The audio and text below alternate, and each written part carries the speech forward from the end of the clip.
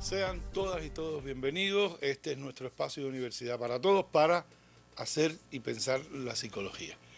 Y los que tuvieron la oportunidad de encontrarse con nosotros la semana anterior, pues recuerdan que estuvimos hablando de esta mirada de la psicología al hospital como institución, esto que llamamos la psicología hospitalar, y que tiene que ver, entre otras cosas, obviamente, con la necesidad de cuidar a esas personas que brindan un servicio profesional especializado dentro del sistema de salud, dentro de los hospitales. Ya estamos hablando del cuidado al personal médico, los médicos, las enfermeras, los trabajadores del hospital, incluso hablamos del cuidado a los psicólogos, ¿no? Incluimos también la mirada al paciente, ¿no? Porque, claro, el paciente que es cuidado también de alguna manera necesita él mismo mirarse como alguien a quien él tiene que cuidar. ¿Ya? Y en este sentido hablamos de la necesidad de conocer los derechos, la funcionalidad, apoyar desde la condición de paciente el buen funcionamiento de la institución. Y hablamos obviamente de otra mirada que ahora ya no se concentra en el hospital, sino que de alguna manera está del hospital hacia afuera y que tiene que ver muchísimo con la vida cotidiana, con la realidad de vida de hoy de muchísimas personas. Y en este sentido quedamos con un compromiso, quedamos con una deuda que vamos a saldar inmediatamente. Y vamos a hablar justamente de la psicología y el cuidado de los cuidadores.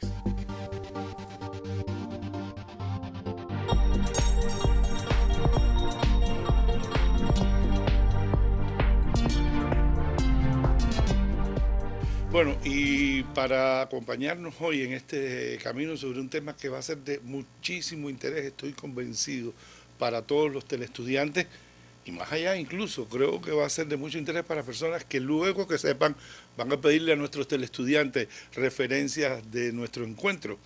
Y tenemos invitada a una persona que yo diría que toda su vida profesional la ha dedicado a este asunto de los cuidados del cuidador.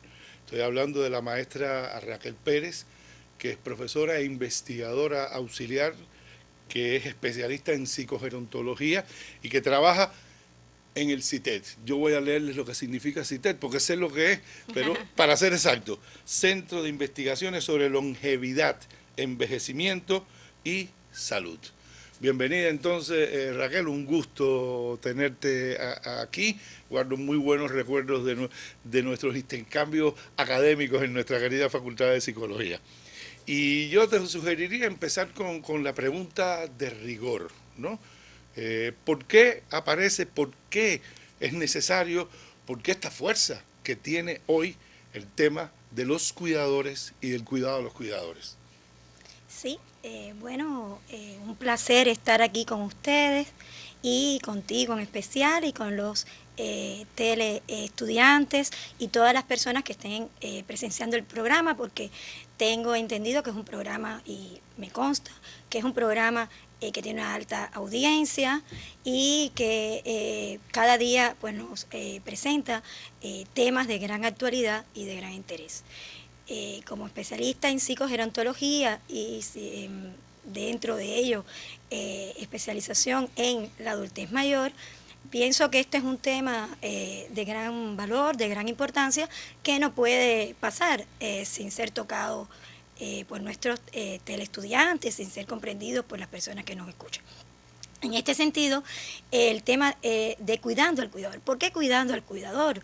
Realmente hay un cambio en la demografía y la epidemiología a nivel internacional y a nivel de nuestro país, muy especialmente, que lleva o conlleva a un aumento en la necesidad del cuidado y la mirada de la psicología no solo desde el cuidado, o sea, el aprendizaje del enfermo al que hay que cuidar, no en una dirección no unidireccional, sino desde una mirada multidimensional, incluso multidisciplinaria. Tanto hace que cada día el cuidador tenga también que atenderse a sí mismo. En ese sentido, podemos observar en el gráfico que le estamos mostrando cómo hay un envejecimiento creciente en el mundo y Cuba ocupa uno de los lugares cimeros en el envejecimiento demográfico, incluso por encima de países europeos y por encima de países como Estados Unidos y otros de primer mundo. Para el 2025 Cuba será de los más envejecidos en América Latina y para el 2050 estará a niveles de países de muy alto nivel europeo, por encima de muchos países de gran importancia. Tenemos un índice de envejecimiento de un 19,4% y quiero decirte que en unos años, ya hacia el 2025, tendremos un 21% de nuestra población, están naciendo tenemos más ancianos que niños por nacer. Y esto pues conlleva un cambio en toda la estructura de la familia, la sociedad, y lleva a los decidores de salud, por supuesto, a tener que tomar una mirada desde la psicología y desde el envejecimiento. Nuestras mujeres viven 80 años como mínimo, o sea, como media. Ya una mujer que nace pues llega a los 80. Un hombre pues llega a unos 76, vamos subiendo las expectativas, tenemos esperanzas. Menos nosotros, no, bueno, está bien. Y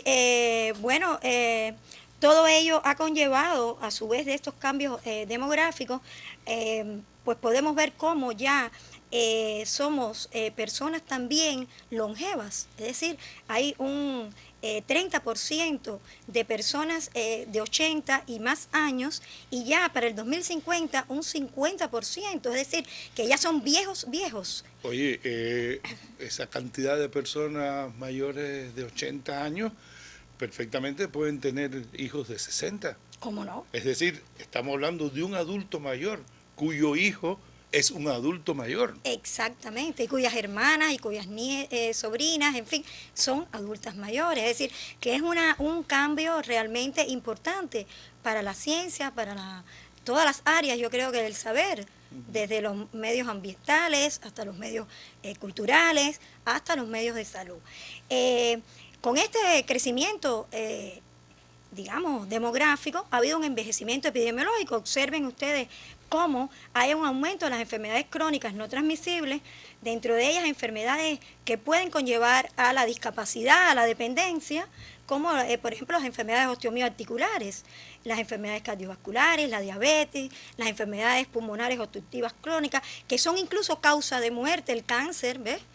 Si ven abajo pueden ver incluso las causas de mortalidad en los últimos datos de las causas de mortalidad en adultos mayores y observen cómo dentro de ellas pues están las enfermedades crónicas no transmisibles en la puntera de los mismos. Todos estos cambios y el aumento de la dependencia pues indiscutiblemente Calviño nos lleva a la necesidad de personas que van a estar cuidando a otras y personas cada día que van aumentando su edad en su cuidado. Por tanto, es un tema de gran actualidad y de gran importancia. Fíjate que me gustaría, yo estoy mirando aquí los datos que estás presentando, son muy interesantes y realmente me impactó esto que tú comentabas, creo que es una cosa menos conocida, ¿no? De esta convivencia ya de adultos mayores con adultos mayores. Lo digo porque obviamente el peso del cuidado hoy de estos adultos mayores recae, qué sé yo, en la familia, en el hijo, la hija, los hermanos, los primos, digamos como representación general. Ahora, me gustaría que especificara un poco, ¿no? ¿En quién pensar cuando hablamos del cuidador? Es decir, le estamos diciendo los cuidados del cuidador. Ese cuidador, ¿quién es? Bueno, yo pienso que antes de dar respuesta a tu pregunta, que es una pregunta válida por el tema que nos ocupa, debemos hablar de algunos conceptos para que los teleestudiantes entiendan, o sea, se ubiquen en el arte de la ciencia, ¿no?, que estamos hablando. Un cuidador es aquella persona que asiste a otra, ¿verdad? A otra que va a tener algún tipo de discapacidad, minusvalía, y que va a dedicarle un tiempo y un esfuerzo que indiscutiblemente va a repercutir en su actividad vital y en sus relaciones sociales. Ese cuidador puede ser un cuidador que recibe una remuneración, o sea que por ese cuidado obtiene cierta economía, puede ser un bien. Ese tipo de cuidador se llama cuidador formal, ¿verdad? Las instituciones de nuestro país existen cuidadores. Ajá. Ya en los temas anteriores estuvimos hablando del cuidado, el cuidador dentro Dentro del del área hospital. hospitalaria. Pero también existen otros centros oficiales del Estado donde se cuidan a las personas mayores, a las personas con dependencia. El cuidador también puede ser informal. Es ese cuidador que no es retribuido, que recibe una retribución de otro tipo y que por sus lazos de amor, de entrega y sin paga ninguna, ¿verdad? Por afecto, pues dedica su tiempo a esa persona. Y dentro de esto estamos hablando precisamente a los cuidadores familiares, a los amigos, a los vecinos. El cuidador que se dedica enteramente a esa persona dependiente, que puede ser un anciano, estamos hablando que fundamentalmente, y es casi probable que en su gran mayoría sea un anciano lo que esté cuidando y con cierto grado de dependencia, es el cuidador principal o primario, y aquel otro que lo ayuda pero no tiene la responsabilidad principal sería el secundario. Oye, Raquel, dos cositas para precisar dentro de esto mismo. Hablas de ancianos y digo que no por casualidad, porque claro, la persona que cuida a su hijo cuando está con catarro, cuando tiene una enfermedad, bueno, ahí no estamos hablando de cuidador, ¿no? Estamos hablando de cuidador cuando tú decías, ¿no? Asiste a otra persona que está afectada, pero en un tiempo más o menos largo, no es el cuidado quizás de un día, sino cuando eso significa alguna dificultad, y por eso básicamente pienso que estás hablando de las personas de la tercera edad, que son quien más cuidado, y en este sentido cuidadores necesitan. Y segundo, llamar la atención sobre el hecho que hay un cuidador. Yo creo que estoy mirando lo que tú nos proponías, podría ser informal, pero que sí recibe una paga, es decir, que la familia le paga a una persona para que sea cuidador, ¿no? Entonces tendríamos el cuidador formal e institucional, el cuidador informal, que es muy importante, ese que es de lazos afectivos, de relaciones interpersonales, y luego hay una suerte de cuidador emergente, ¿no? Que es ese cuidador que hoy, y es muy importante, asiste a muchas familias, ¿no? Y que sí recibe una paga. Pero igual, ¿cómo mirar esto desde tu experiencia, desde los conocimientos y las informaciones que tú tienes, esto del cuidador? Sí, déjame precisarte que el cuidador formal puede o no estar capacitado. Ya. Lo que identifica es el beneficio, o sea, la retribución económica que recibe de ello. Ya. Es un término que es discutido, pero que está textualmente, pero está muy bien pensado lo que nos has dicho, porque es verdad que en la práctica cotidiana es lo que nos estamos encontrando, ¿verdad? Incluso existe acuerdos con seguridad social y con seguridad del trabajo. Exacto. Para que esa persona incluso tenga una retribución o sea, que le atribuye jubilación. Es decir, que hay esa posibilidad, que si usted tiene un cuidador que necesita, ¿no? Recibir un pago por ello, haciendo un contrato con o sea, con seguridad del trabajo, pues se puede hacer un trabajo oficial con esa persona y recibe una retribución oficial. Exacto, claro, el acento que yo quería de alguna manera poner es que nos escuchen esos cuidadores. Es decir, que no estamos hablando solo del cuidador familia, del cuidador, claro, sino que ese cuidador, porque la clave del asunto es una responsabilidad que cualquier cuidador asume. Sí, en la base hay una responsabilidad de cualquier modo moral, ética, y por eso el cuidador debe cuidarse y aprender a cuidar. Ahora, cuando estamos hablando de ese cuidador familia, ¿qué impacto tiene este asunto del cuidado cuando el cuidador es el cuidador familia, un miembro de la familia? Sí, es una pregunta muy importante porque también junto con todos estos cambios están ocurriendo cambios dentro del seno de la familia. Es decir, hay cambios porque la familia, al no haber un reemplazo poblacional de personas más jóvenes, de niños, ¿verdad?, de natalidad, trae consigo que hay una reducción en la estructura de la familia. Entonces eso en el cuidado tiene una repercusión. Cada vez son menos familiares para cuidar. Y como decíamos, personas quizás mayores cuidando personas mayores. El otro aspecto es que la vida que llevamos, una vida de estrés, que no es de Cuba, es del mundo entero, implica cambios intergeneracionales y las personas no tienen quizás el tiempo y la consonancia de comunicación con esa persona que está cuidando de la mejor manera adecuada. Otro espacio es también que, por supuesto, la mujer se ha incorporado al trabajo. Al incorporarse la mujer al trabajo, pues precisamente la mujer siempre históricamente ha sido la madre, la cuidadora de sus hijos, la que de alguna manera la familia responsabiliza, entre comillas, vamos a hablar así, desde el punto de vista de que se considera que es la más capacitada, que no siempre es así, ¿verdad? Cualquiera puede estar capacitado para cuidar a un familiar y hacerlo de una manera maravillosa, pero bueno, se le ha dado ese peso a la mujer. Quiero decirte que las características del cuidador de nuestro país es una mujer, perdón, es el como perfil del cuidador nuestro. El perfil de nuestro cuidador es una mujer, pero que además coincide con el perfil internacional. Ya. Una mujer de mediana edad, es decir, entre 40 y hasta los 60 años. 40 años joven. Ajá.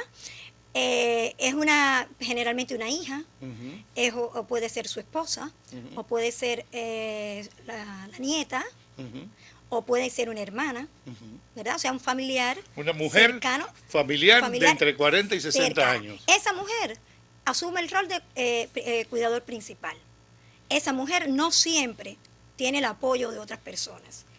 Y esa mujer, la rotación familiar para el apoyo no siempre es estable. Me imagino que la carga que recibe esa persona. Tremendamente. Y hasta incluso esto puede repercutir, de hecho conozco los casos en que esta persona termina por tener que abandonar su trabajo porque no puede cuidar a los hijos, trabajar, cuidar a la persona mayor, atender la casa. Algo tiene que dejar y lamentablemente ese espacio de su realización personal, profesional, laboral, es el que se ve afectado, que además afecta el ingreso en la casa. El ingreso económico.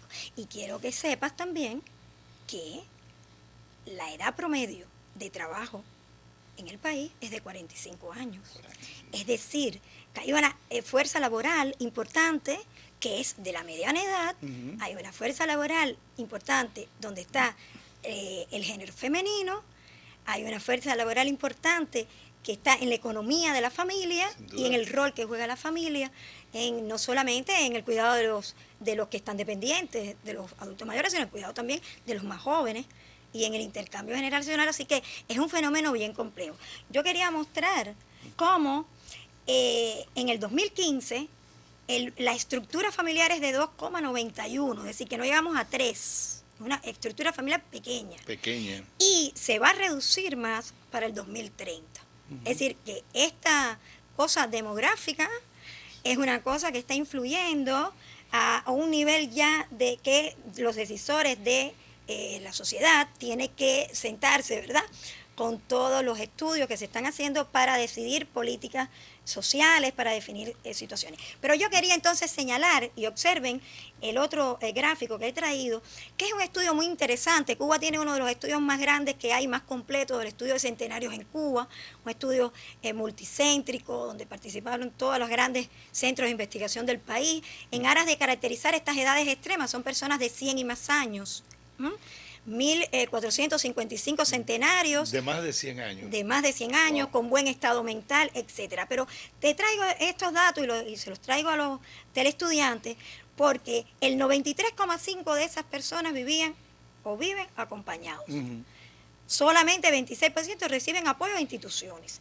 Y el cuidador primario estuvo en un 91% y más por ciento. Eran mujeres de 60 a 69, serán adultas mayores jóvenes, le llamamos nosotros, de la primera década, hijas y nietas. O sea que estás observando cómo y en la fuente de apoyo, pues tú sabes que el cubano, aunque viva solo, generalmente vive en familia. Sí. También los estudios de salud, bienestar y envejecimiento, que es un estudio más grande que se hizo también en la ciudad con muestras probabilísticas, aleatorizadas, se ha visto también que las personas viven en familia, esa es una fortaleza que tenemos.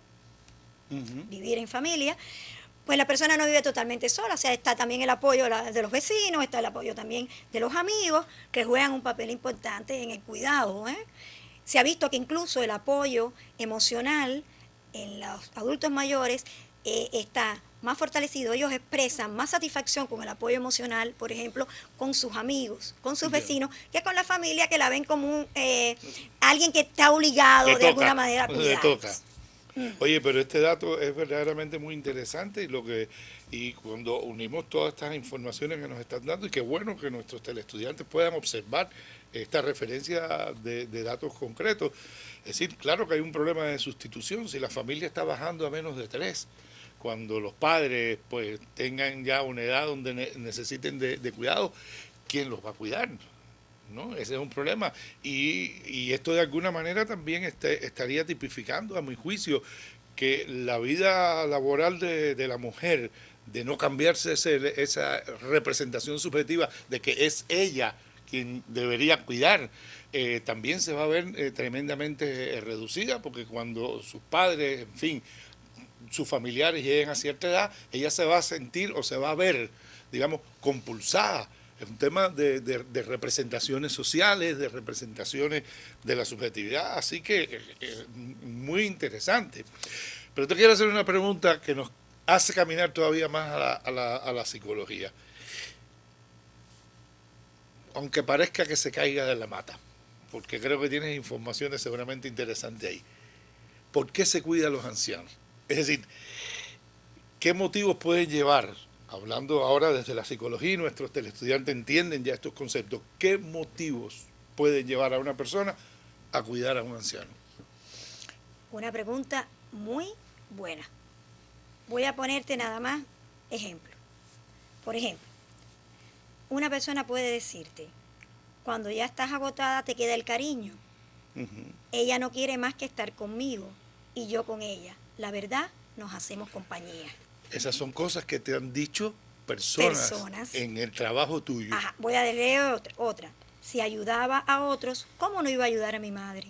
Mi madre es mi madre, a mi madre la llevo dentro. Es decir, este tipo de respuesta te la da aquel cuidador que está cuidando en lo que llamamos del altruismo, que está cuidando desde la reciprocidad, desde la gratitud, desde la estima que tiene por la persona que está cuidando. Después veremos quizás qué factores inciden en estos elementos. Pero, y es una mirada del cuidado positiva. Sin embargo, hay otras personas que no son menos importantes, pero que quizás sus motivaciones son otras. Por ejemplo, en el pasado no me porté lo suficientemente bien con mi madre. Ahora debo hacer todo lo posible por ella. Es decir, puede ser sentimientos de culpa, evitar la censura o aprobación social. Por ejemplo, ¿qué pensarían las personas de mí si yo la pongo en un asilo? Pueden ser determinadas motivaciones, pero sea lo que sea, siempre que a mi modo de ver, y siempre se lo hacemos ver a los cuidadores cuando nos piden asesoría, cuando llegan a nuestros medios, ¿no? Porque quiero que sepas que el cuidador siente mucha ambivalencia. El cuidado da una ambivalencia. Te quiero, pero a la vez me estás quitando tiempo, me estás quitando posibilidades de hacer otras cosas. Y esas ambivalencias traen muchos conflictos internos. Entonces, cada vez que hablamos de estos temas con los cuidadores, decimos, sea cual sea la motivación, el hecho que estés cuidando, el hecho que tu actitud sea positiva, el hecho que no maltrates, el hecho de que trates de sacar ese amor que sale por donde sea, ya es un hecho positivo. Y ya con estos pequeños argumentos, Calviño, las personas se sienten muy tranquilas, porque no todas las personas tienen una capacidad, vamos a hablarlo así, de altruismo. De hecho, hay personas que sin conocer a nadie son capaces de hacer cosas muy altruistas en el cuidado de salud, y hay otras que se esfuerzan, pero no son tan buenos cuidadores. Pero uno aprende también a cuidar y a ser bueno desde su personalidad. O sea, hay tantos cuidados como personas hay.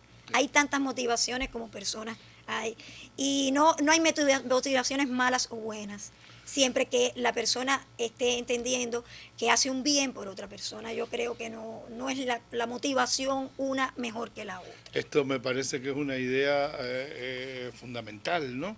El hecho de que hay que mirar a la esencia, y la esencia es que se está cuidando a una persona que necesita cuidado. Luego las motivaciones pueden ser diversas, quien tiene una vocación más altruista, quien tiene una vocación más, como tú decías, desde la culpa, desde caramba, ¿cómo no voy a hacer? Y yo creo que esto es importante, que olvidemos la idea de que una u otra motivación es la mejor o es la peor. Lo importante es que estas motivaciones llevan a la esencia, que es el cuidado. Luego, obviamente, habrá alguna diferencia en los comportamientos en función de estas motivaciones, pero lo esencial es eso, es decir, si no maltratas, si no dejas solo, si no abandonas, si estás al lado, si cuidas, si te preocupas, si haces por, yo creo que eso es fundamental. Y en este sentido, ahora, ya otra cosa muy importante que quiero subrayar de lo que has dicho, porque sí, porque muchas veces nosotros no somos especialistas en el tema, pero igual como psicólogos se nos acercan las personas y personas que sienten mucha pena y hasta vergüenza y te dicen, es que a veces me dan ganas de no le puedo ni decir lo que me dan ganas de hacer. Y de alguna manera uno dice, esa ambivalencia, esas cosas que pasan, son cosas lógicas del proceso, es un proceso muy intenso, es un proceso muy fuerte, es un proceso muy tensionante, y claro que pueden aparecer sentimientos que no siempre son los sentimientos más nobles, pero no importa, porque uno se sobrepone a esos sentimientos y uno mantiene el cuidado.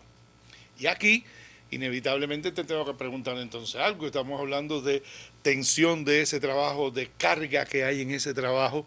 Cuando la semana pasada hablábamos de psicología hospitalar, nosotros decíamos, hay un concepto que de alguna manera está reflejando cosas que pasan, como los excesos de tensión que se suceden en el personal al interno de las instituciones hospitalarias.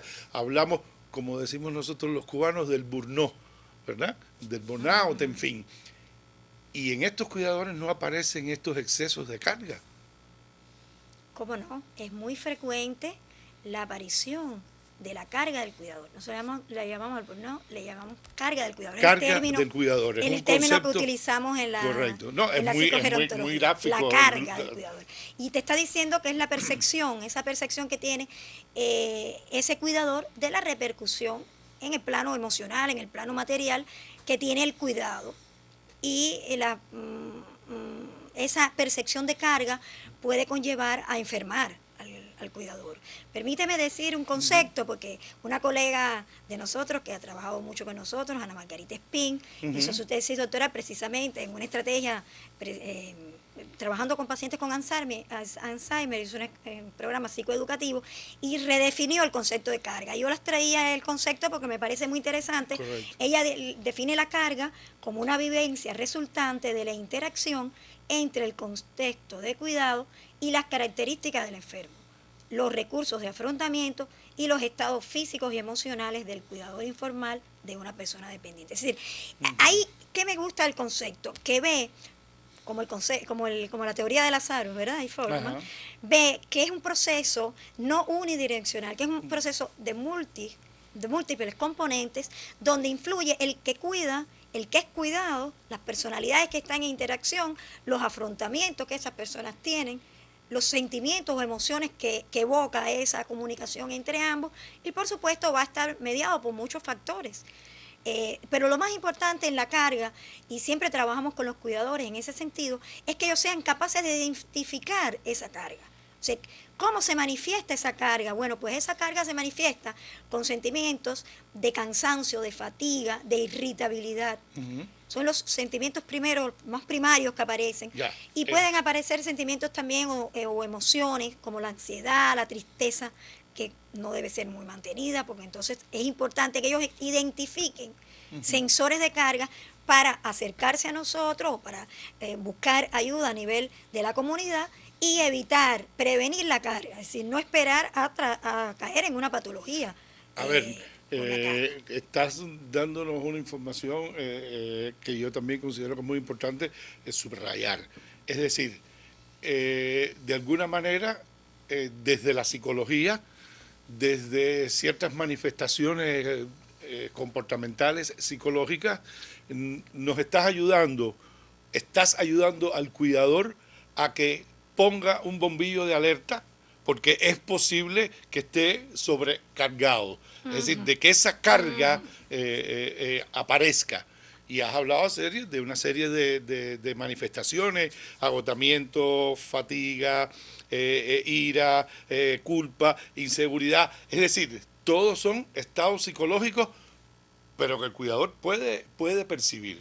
Y que el hecho de percibirlos significa que hay que hacer algo.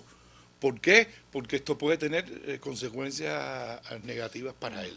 Es inevitable que el cuidador esté sometido a ciertos márgenes de estrés. Sin duda, sin duda. Entonces, si él es capaz de identificar pequeños signos, cuando estos pequeños signos empiezan a afectarlo, él puede prevenir la carga, o sea, controlar la carga, manejar la carga. Y sería el ideal sería precisamente, y es el ideal para nosotros. Por eso, bueno, cuando hablemos más adelante de las estrategias de intervención, hemos hablado mucho de las escuelas de cuidadores, que las estamos, o sea, CITE ha sido censor de eso y lo hemos distribuido a través de las áreas de salud, precisamente para que hayan escuelas que eduquen al cuidador en su cuidado y en cómo cuidar a determinados pacientes dependientes, que son los que están a su alcance. De manera que obteniendo una información sobre lo que tiene que hacer y sobre lo que debe hacer acerca de su cuidado personal, evitamos que la carga se convierta en una patología, vamos a llamar así, una alteración mayor que necesite una psicoterapia o una intervención más Y abusada. eso que estás diciendo de estas cosas que incluso se hacen desde el centro, ustedes la realizan, tienen estos programas, los llevan a cabo en las comunidades, que pueden ser también acciones de apoyo dentro de la comunidad. Todas esas son las formas de cuidar al cuidador. Las formas de cuidar al Son cuidador. las formas de cuidar al cuidador. Ahora bien, de alguna manera pudiera precisarnos cuáles serían, digamos así, aquellos factores que contribuyen, ¿no?, a que el cuidador, digámoslo así, enferme. Vamos a dividir esos factores en tres. Factores físicos, factores psicológicos y factores, vamos a llamarle socioeconómicos, ¿verdad? Sociales, económicos. Esta división la estamos haciendo puramente, un poco que educativamente, porque todos estos factores confluyen y se interrelacionan. Podemos hablar del agotamiento físico. Yo creo que el agotamiento físico es una de las cosas más frecuentes que te señalan los cuidadores cuando llegan, cuando consultan, cuando hacen una consulta con un psicólogo, ¿verdad? O con cualquier especialista.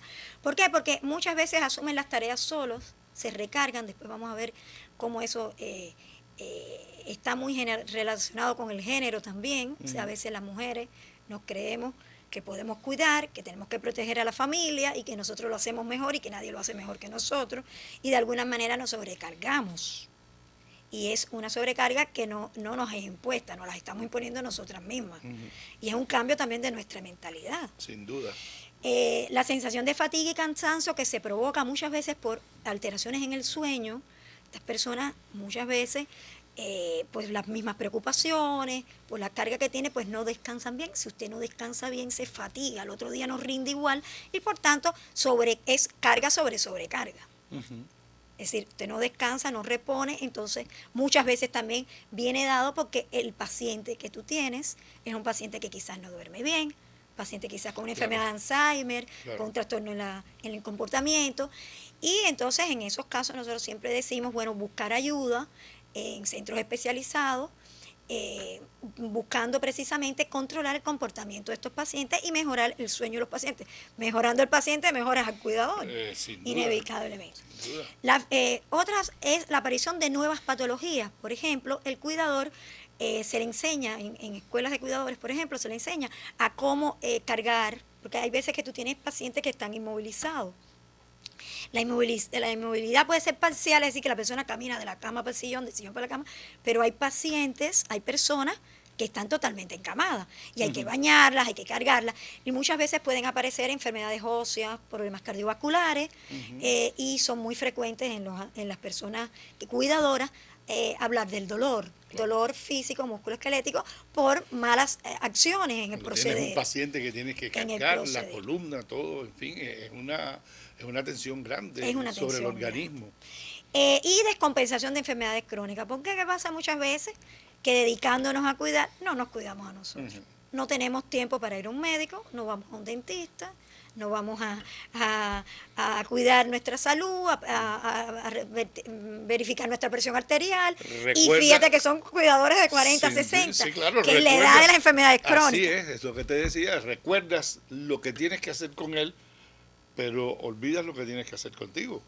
Y yo creo que esto también es algo sobre lo que hay que llamar la atención, porque claro, en la medida en que una persona se entrega más al cuidado, es como si no focalizara toda su vida en eso. Y eso tiene un gran riesgo. Ahora, y en el orden psicológico y esto que dijiste de los factores socioeconómicos, ¿qué tendríamos que apuntar ahí como fundamental? Bueno, no te creas que cuidar trae su cosa social, como decimos nosotros. Siempre estamos hablando con los cuidadores y siempre caemos en el tema porque indiscutiblemente la persona disminuye su actividad y participación social. Claro. Tiene menos tiempo para sí mismo, no solo para su salud, sino también hace la persona menos tiempo, porque siempre se puede hacer y enseñamos que hay pequeños espacios que la persona puede tomar para tomarse un café, para oír una música o para estar cuidando con música. O sea, siempre hay una posibilidad, pero consagrado en el cuidado del otro, la persona entonces reduce sus actividades sociales. Y entonces, si antes salía con sus amigos, ya deja de hacerlo.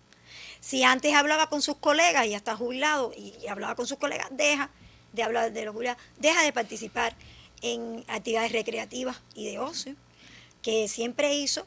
Incluso deja sus propios pasatiempos, deja de leer, y estos indiscutiblemente pues afecta desde el punto de vista social al cuidador.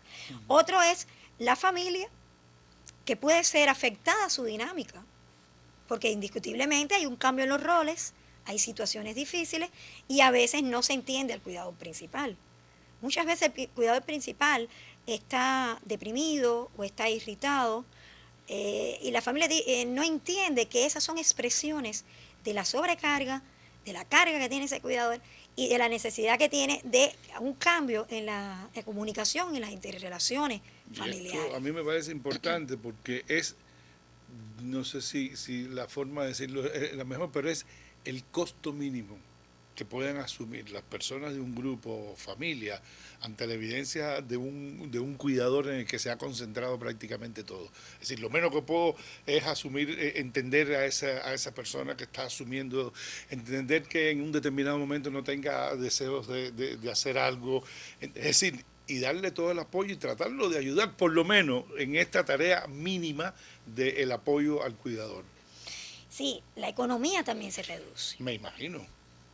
Hay veces que, o sea, hay que disminuir los horarios laborales. A veces los cuidadores, y yo pienso que es algo sobre lo que habría que trabajarse, ¿verdad? Que los cuidadores solicitan a veces formas de trabajo, digamos, en la casa.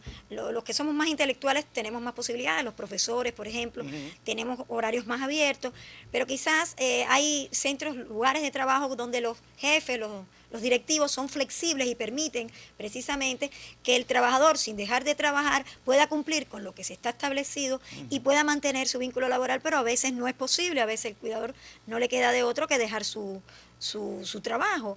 Indiscutiblemente eso repercute en la vida económica familiar y en los tiempos que estamos viviendo. Oye, Raquel, creo que la semana pasada hacía la misma pregunta, ¿no?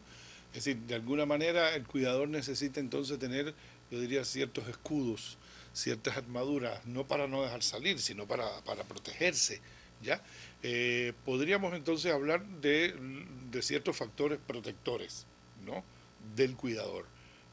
¿Cuáles serían, desde tu experiencia, desde tu trabajo, desde tu saber, algunos de estos factores protectores de los cuales el cuidador se puede apertrechar para evitar o por lo menos distanciar lo más posible esta situación de carga, de burnout, en fin? Sí, tu pregunta es muy atinada, porque detrás de tu pregunta hay todo un estudio de las ciencias sociales, de las ciencias psicológicas, de la psicología como ciencia, como saber, porque el inicio de los estudios sobre los cuidadores se centró más en los factores de riesgo, una visión desde lo patogénico, es decir, desde la patología, desde aquello que te lleva a enfermar. Pero la psicología tiene su mirada también desde otro punto de vista, desde aquello que te hace ser fuerte, porque se ha visto que hay personas que son resilientes, es decir, hay personas que en medio de la adversidad, en medio de los problemas, logran adaptarse al medio, salir airosos y sacar una experiencia positiva. Y tenemos cuidadores que son así.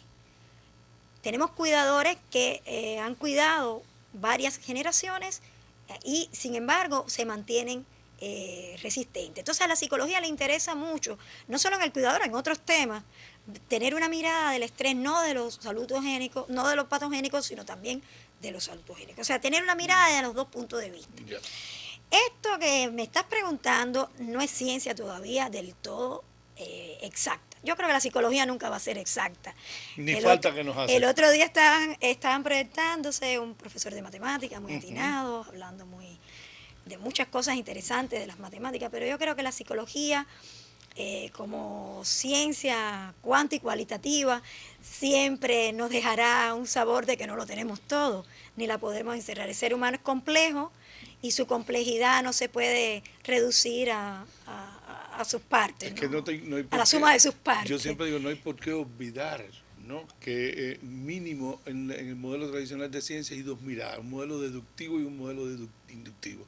Y esto quiere decir que los conocimientos no solo van de las investigaciones a la práctica aplicada, a la práctica profesional, sino que a veces la práctica profesional y aplicada la que se adelanta y le pone un reto a la investigación de entender por qué, pero que se adelanta, y en estas cosas sin duda alguna es algo que ha sucedido y que sucede. Entonces, bueno, voy a tratar de una manera un poco reduccionista, ¿no? Pero voy a tratar, en base a los estudios que se han hecho, hay alguna serie de factores o variables protectoras y otras de riesgo, y voy a tratar de irlas diciendo a nuestros telespectadores, ¿verdad? Teleestudiantes. Unas están relacionadas con el propio cuidador, un grupo de variables, otras con el grado, o sea, son las relaciones familiares, con lo que tiene que ver con la familia, y otras están relacionadas con el cuidado, o sea, con el enfermo como tal. O sea, una va a ser cuidador, otra la familia y otra es el enfermo. Yo estoy viendo aquí una gráfica tabla que tengo bien interesante, vamos a ver cómo se la podemos llevar a nuestros teleestudiantes. Voy a ir guiándome por ella, precisamente porque son unas cuantas variables. La más importante de los factores protectores es la resiliencia. A la resiliencia se le unen una serie de elementos o variables, vamos a llamar así, que son de gran valor en la psicología del estrés y en la psicología de la carga del cuidador. ¿Bien?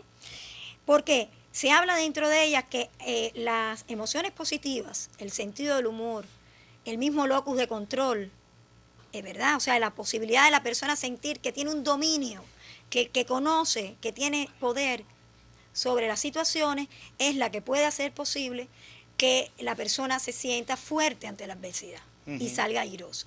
Se ha visto que los factores protectores como las emociones positivas, el sentido del humor, mejoran el sistema inmunológico y que la persona entonces es menos proclive a enfermar y por tanto mantiene mejor estado de ánimo y mejor salud física y psíquica.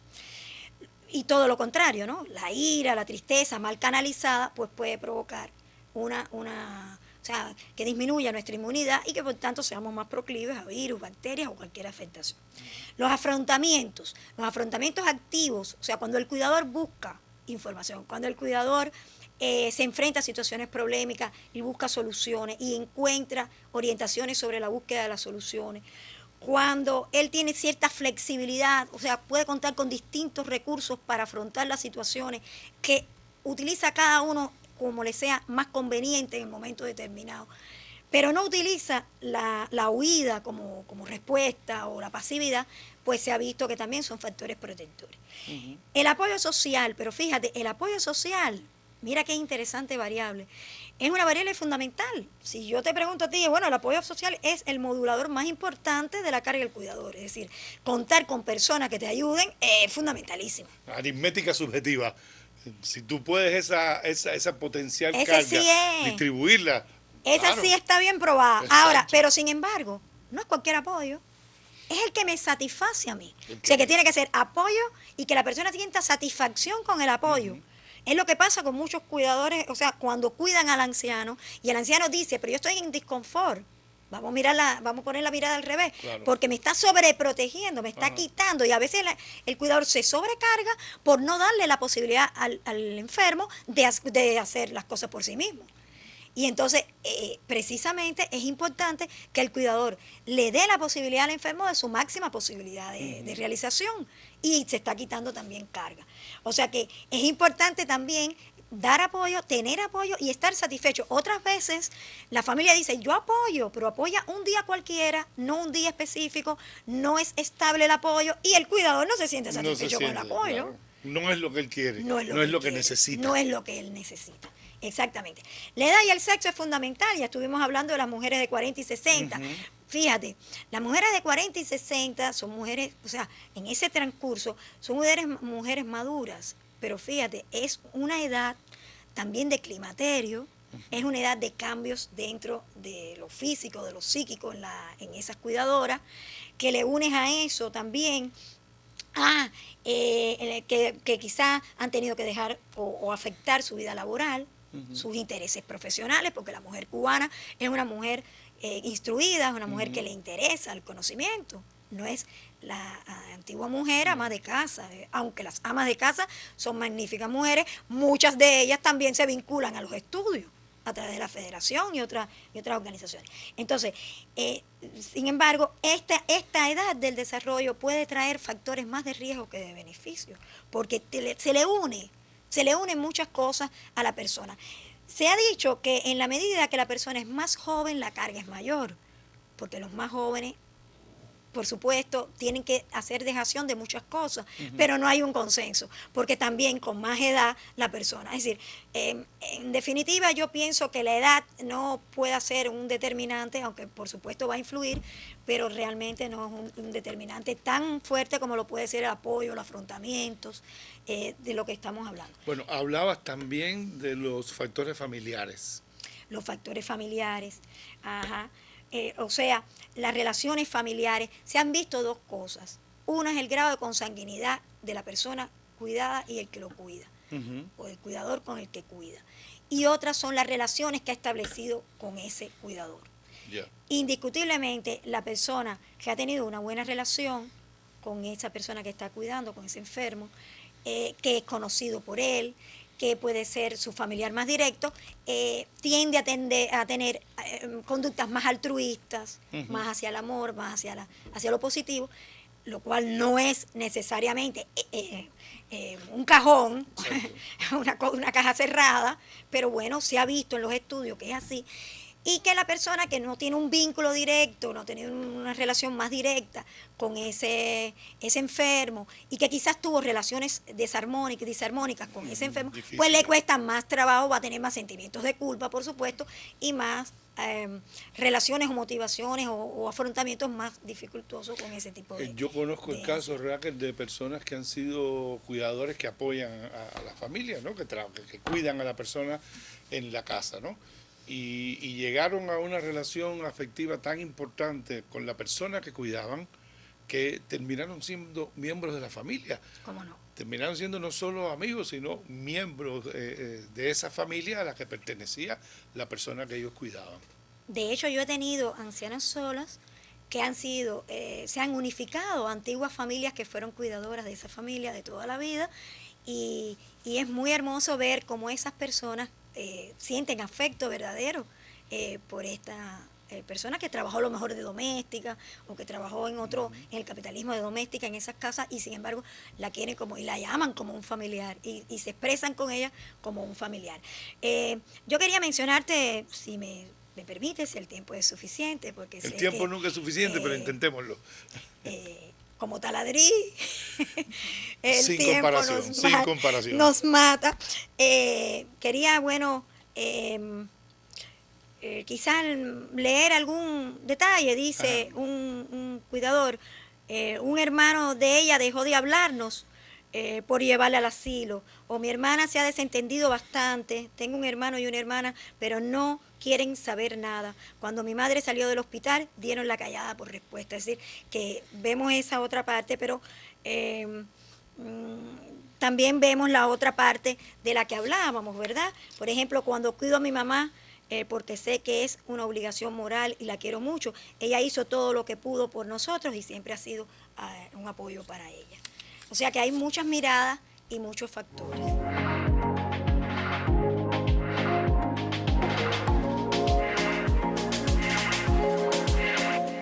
Raquel, fíjate, ahora con todos tus conocimientos, tu experiencia, tu trabajo, quiero, acercándonos al final de nuestro encuentro, que te posiciones, bueno, lo que eres, una cuidadora de cuidadores, ¿ya? Y dejaras para nuestros teleestudiantes, que seguramente muchos son cuidadores o tienen un cuidador muy cerca, ¿cuáles serían algunas recomendaciones básicas? Sí, una pregunta obligada, porque el tema es cuidar al cuidador. Permíteme entonces, como estaba previsto que me ibas a hacer esa pregunta, Claro, pues la traje elaborada, ¿bien? correcto. ¿Qué recomendaciones le daríamos al cuidador? Habilidades para el cuidado y necesitaría también habilidades para el manejo de las emociones, para la expresión de las emociones. En cuanto a la salud, descansar, que eso es imprescindible, procurarse tiempo para uno mismo, expresar a las demás personas lo que se siente y no tener sentimientos de culpa por ello, poner límite a la cantidad de cuidado, esto es, o sea, aprender a delegar, aprender a decir no, eh, controlar el estrés, aprender técnicas respiratorias para el control del estrés, pedir ayuda, no tener pena en pedir ayuda, dividir las responsabilidades con los miembros de la familia, reunirse con la familia, preguntarle a las familias qué personas van a participar en el cuidado, hasta qué grado se comprometen, qué limitaciones tiene cada miembro, quién va a hacer qué tareas están precisadas que se van a hacer, en qué días va a ser, porque eso ayuda al cuidador tremendamente. Desde lo social, conservar a los amigos o hacer otros nuevos, ya que siempre pueden aparecer unos nuevos, ¿no? Mantener actividades que siempre le han gustado, dentro de lo posible, ir al cine, pasear, o sencillamente hacer un minuto, tomarse un café, o oír una buena música o leer un libro.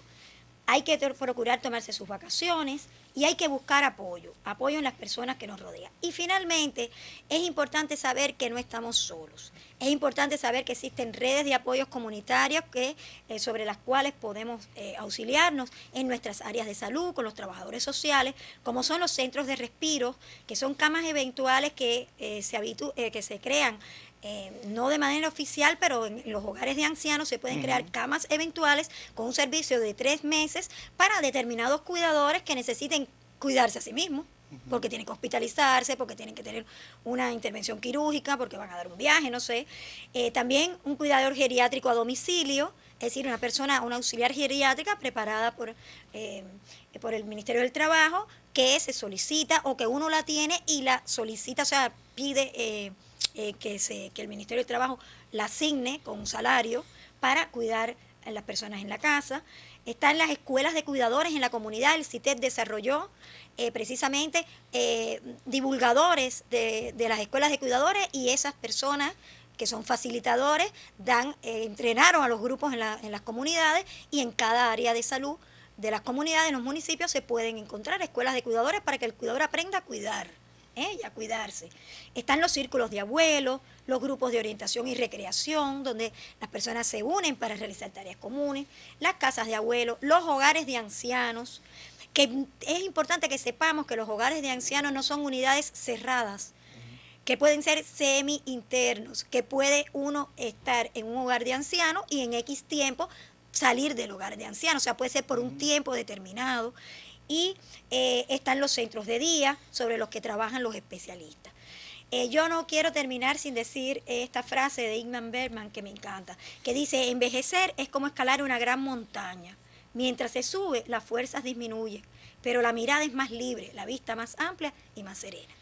Raquel, muchísimas gracias por tu presencia. Yo estoy seguro que hoy nuestros teleestudiantes salen enriquecidos como estudiantes de psicología y salen enriquecidos como personas. A fin de cuentas, hay algo que no podemos de ninguna manera obviar. La mayor felicidad y el mayor bienestar humano es aquel que seamos capaces de construir entre todos. Y cuidar a una persona y trabajar con una persona en el cuidado y atender a una persona es un modo de construir felicidad y bienestar de todos. En definitiva, la vida tiene, como bien decía esta frase de Bergman, esa dificultad en el ascenso, pero cuando llegamos a ese punto, si somos capaces de ser buenos seres humanos, si somos capaces de asumir las responsabilidades que nos tocan como seres humanos, pues definitivamente es un acto total de crecimiento. Yo quiero agradecerte no solo por el encuentro de hoy, sino por el trabajo que realizas, sino por el trabajo que realiza el centro donde tú estás, una cosa que es fundamental y hemos tenido más de una razón para reconocerlo así. Así que muchas gracias y ustedes ya saben, la próxima semana esto, hacer y pensar la psicología, y yo los voy a estar esperando entonces.